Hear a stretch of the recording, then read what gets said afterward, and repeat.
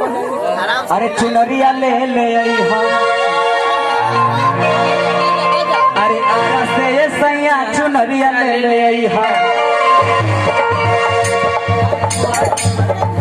अरे चढ़ते नवरात्रि घरे आई है मैरिया चुनरिया ले ले सुरेश भैया और देखिए चुनरी देखिए के कहता है बताइए के कहता है हमके मंच पा जाए दी पीछे सब लोग बा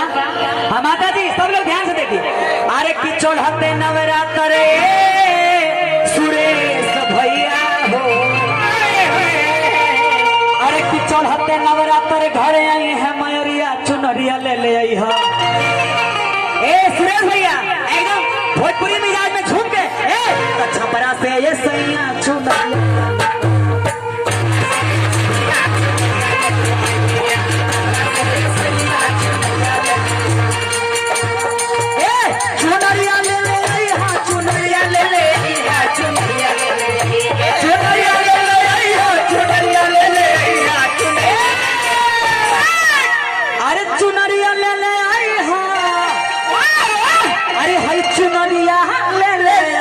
चुनरिया ले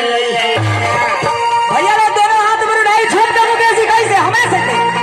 तो गोरखपुर से सैया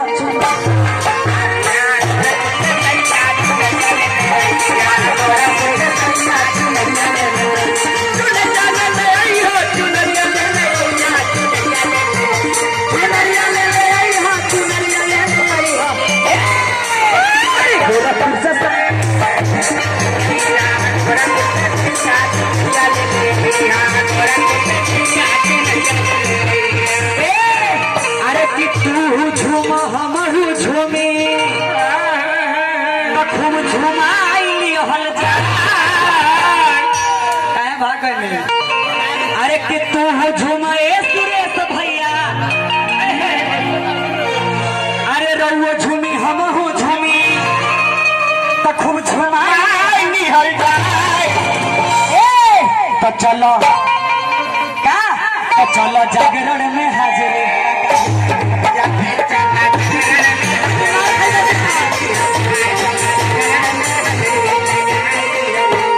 अरे कि तू नाचो हम नाची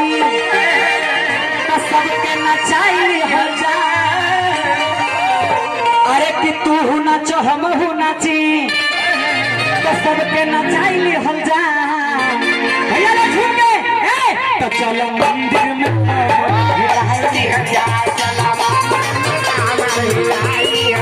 चलो